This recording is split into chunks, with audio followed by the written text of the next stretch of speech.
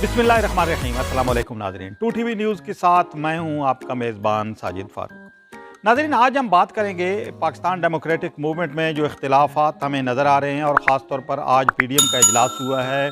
उसके बाद मौलाना फजलुर रहमान ने प्रेस कॉन्फ्रेंस की है। मीडिया से गुफ्तगू में उन्होंने पीपल्स पार्टी और अवामी नेशनल पार्टी का जो रवैया है PDM के हवाले से, उसके बारे में भी इज़हार ख़याल किया। और जो शोकाज़ नोटिस का जो हशर हुआ पीपल्स पार्टी की क़यादत ने जो उसका किया, उसके बारे में भी मौलाना फजलुर रहमान ने आज वजाहत पेश की। और उन्होंने कहा कि ये जो मामलात हैं तंजीमी, चूँकि PDM एक तंजीमी ढांचा है, लिहाजा इस तरह के मामलात जो हैं वो होते रहते हैं। और किसी तंजीम के अंदर PDM में इख्तिलाफ़ राय जो है वो हम देख रहे हैं कि बहुत हद तक अब वाज़ेह हो गया है। और ख़ास तौर पर पाकिस्तान पीपल्स पार्टी और अवामी नेशनल पार्टी अब PDM से अलहदा हो चुकी हैं। अब उनका PDM से कोई ताल्लुक़ नहीं रहा।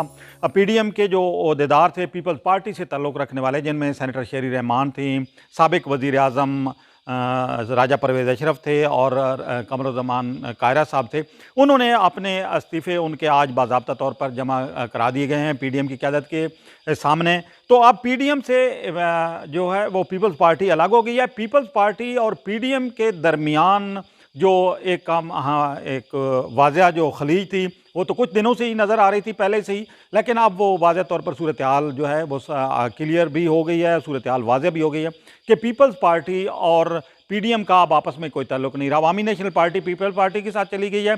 अब पीपल्स पार्टी की क़यादत क्या मुस्तक़बिल में फ़ैसले करती है। मौलाना फजलुर रहमान ने आज ढके छुपे अल्फाज में पीपल्स पार्टी की क़यादत को तनकीद का निशाना बनाया, लेकिन अब मैं समझता हूँ कि आहिस्ता आहिस्ता ये सूरत हाल वाज़ेह होगी, और आहिस्ता आहिस्ता पीपल्स पार्टी और PDM की क़यादत के दरमियान जो इख्तिलाफ़ात हैं वो और जो उनके रास्ते जुदा हुए हैं, उसके बाद से अब एक दूसरे के ख़िलाफ़ बयानबाजी का सिलसिला भी शायद आगे आके जो है ना वो शुरू हो जाए।